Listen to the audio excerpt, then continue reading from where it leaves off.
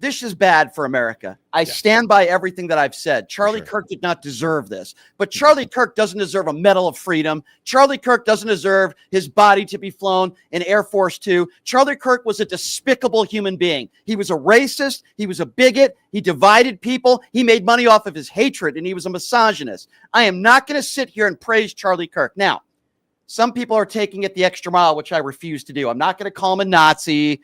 And obviously, he did not deserve this. But I am not going to sit here and praise what was a despicable human being. And this wasn't just about different political views. He made racist, misogynist comments almost on a daily basis. And he said you shouldn't have empathy. So why should I have empathy for him? Well, you shouldn't. And again, I think there's a big difference between celebrating what happened, which I don't see a lot of people on my side do. I mean, some. But I'm not celebrating what happened because I truly, I'm with you on that. I sincerely believe this is bad for America. You know, this is either going to be a tipping point, which is what I feel like the right wants or wanted, or it's going to be a call to action that makes us all go, guns affect us all. And it just took somebody on their side, you know, whatever the shooter's, you know, reasons are, whatever, hopefully we'll find out. But it's definitely not going with their agenda.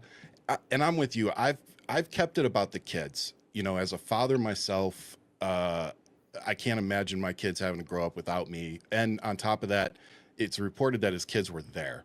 Yeah. So knowing that they may have actually witnessed something that horrific, I don't think anybody with a soul is celebrating that. Yeah, and listen, Ryan, I spoke to Parker and some other friends of mine that were actually there. I saw Parker's video. Yeah. Yeah, I spoke to Parker on the phone, and I spoke to him late last night because he was considering coming on the show today. But I'm like, we were texting each other, and I'm like, dude, you know, just take some time. You know, he's, and rightfully so, to see somebody get murdered right in front of you.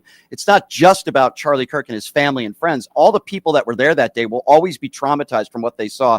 Just watching that video, traumatized. We're all traumatized. Yeah, you know, just from the video. Like I said, and everybody, if you did see that video, you know, it makes the hair on the back of my neck stand up, and it really is just horrifying to watch. Imagine being there in person. You know, and I give Parker credit. I think his video and him showing his emotional side and making it human. Yeah. I applaud him for that because he could have gone a different route.